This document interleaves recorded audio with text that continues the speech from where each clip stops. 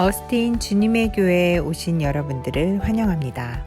하나님의 능력의 말씀으로 이 땅이 회복될 것을 기대합니다. 네, 매일 말씀 묵상 오늘 우리에게 주시는 하나님 말씀은 사무엘상 20장 16절과 17절 두 절 말씀입니다. 사무엘상 20장 16절과 17절 두 절 말씀입니다. 함께 읽겠습니다. 시작. 이에 요나단이 다윗의 집과 언약하기를 여호와께서는 다윗의 대적들을 치실지어다 하니라. 다윗에 대한 요나단의 사랑이 그를 다시 맹세하게 하였으니 이는 자기 생명을 사랑함같이 그를 사랑함이었더라. 아멘. 네, 우리 집에 살고 있는 우리 큰딸아이 열매에게는 소원이 한 가지가 있습니다. 소원이 뭐냐면 집에서 애완동물 하나를 키우는 것입니다. 물론 이 소원은 다른 집에 살고 있는 우리 큰딸아이 또래 아이들도 모두 다 가지고 있는 소원이겠거니 하고 생각이 됩니다.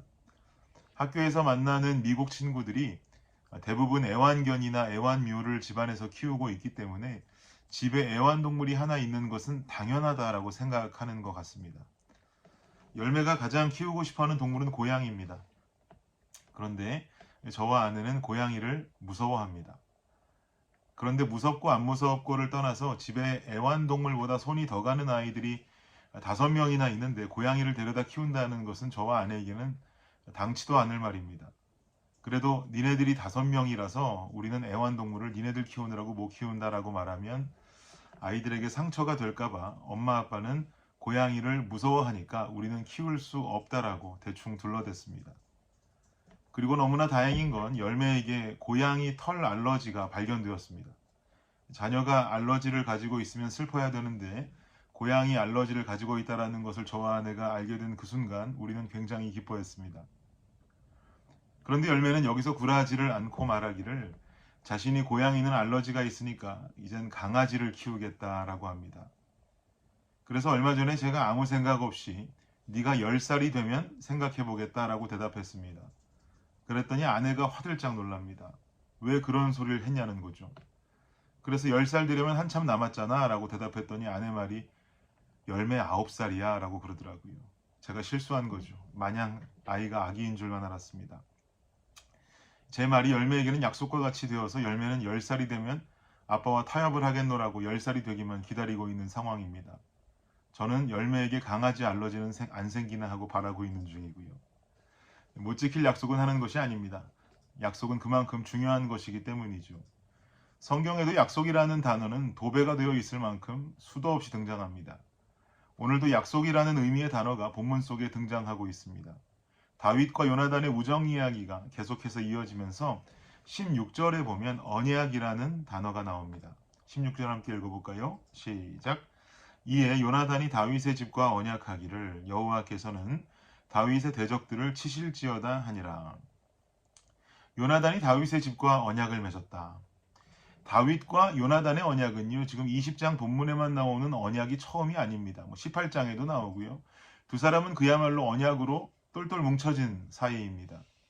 두 사람은 왜 그렇게도 언약으로 똘똘 뭉쳐져 있는 것일까요? 이어지는 17절 한번 읽어보겠습니다. 시작. 다윗에 대한 요나단의 사랑이 그를 다시 맹세하게 하였으니 이는 자기 생명을 사랑함같이 그를 사랑함이었더라.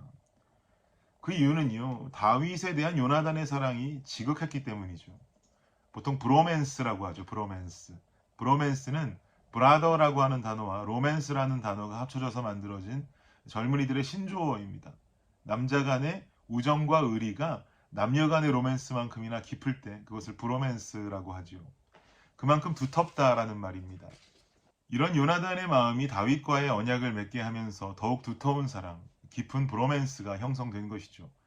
자신의 아버지인 사울이 다윗을 죽이려는 것을 알고는 현재 다윗의 목숨을 구하기 위해서 최선을 다하고 있습니다. 심지어 여호와께서는 다윗의 대적들을 치실 것이라면서 아버지 편에 서 있기보단 다윗 편에 서 있는 요나단의 모습을 우린 볼 수가 있습니다. 요나단은 다윗의 목숨을 살리기 위해서 정말 최선을 다하게 되고요. 또한 다윗도 훗날 요나단이 죽게 된 후에 요나단의 아들인 무비보셋을 아들과 같이 섬기면서 요나단과의 언약을 지켜주게 됩니다. 성경이 말하는 언약은 창세기 말씀에도 나오는 것처럼 재물을 절반으로 쪼개서 그 가운데를 걸어가는 것입니다. 이것이 언약의 의미입니다. 이 의미가 담고 있는 바는 언약을 어기면 지금 반으로 쪼개진 저 재물의 모습과 같이 될 것이라고 하는 뜻을 담고 있습니다. 그만큼 언약을 맺는 사이라면 요나단의 마음처럼 나의 목숨을 내어줄 만큼이나 위해주고 사랑하는 사이가 되어야 한다는 말이죠. 이게 언약의 의미입니다.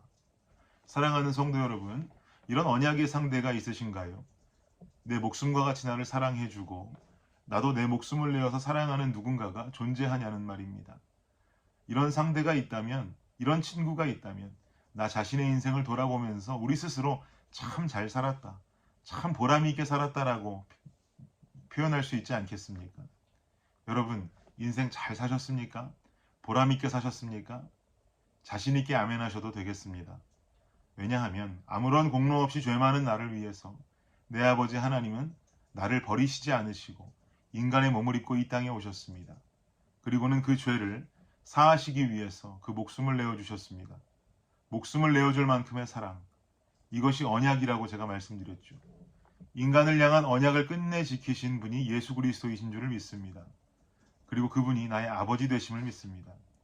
그 예수님을 믿는 믿음의 사람으로 살아가는 것, 이것만큼 잘 산 인생 없습니다. 믿음의 사람으로 살아가는 것, 이것만큼 보람 있는 인생은 없는 줄 믿습니다. 그러나 세상에는 여전히 날 위해 목숨을 내어줄 만큼의 사랑으로 언약을 지킨 분이 존재한다는 사실을 모르는 사람들이 너무나 많습니다. 그래서 그들은 우울함에 빠지기도 하고요. 허무함에 빠지기도 합니다. 그래서 우리가 전하는 십자가의 소식은 그들에게 복음이 될 수 있는 것입니다. 복음은 구걸하며 전하는 것이 아닙니다. 세상이 주는 허무와 세상이 주는 우울에 빠진 누군가에게 전달할 수 있는 기쁨의 소식이 복음입니다. 그 안에서 탈출하게 만들어줄 수 있기 때문이죠. 날 위해 목숨을 내어주신 분, 그만큼 나를 사랑하신 분이 존재하고 그분이 내 아버지라는 사실, 이 사실이 우리에게 먼저 실제가 되기를 원합니다. 우리에게 실제가 되어진다면 우리만 알고 있는 사실이 아니라 오늘 하루를 살면서 이 기쁨의 소식을 모르는 자들에게 자신 있게 내어줄 수 있는 복음의 소식이 되기를, 그걸 전하는 우리가 되어줄 수 있기를 예수 그리스도의 이름으로 축복합니다. 기도하겠습니다. 하나님 감사합니다. 목숨을 내어주는 사랑, 이것이 언약인 줄을 믿습니다. 이 언약을 몸소 실천하신 분은 우리 주 예수 그리스도이십니다. 우리 안에 이것이 실제가 되어 이 실제가 된 기쁨의 복음의 소식을 누군가에게 전달할 수 있는 오늘 하루 되게 하여 주옵소서.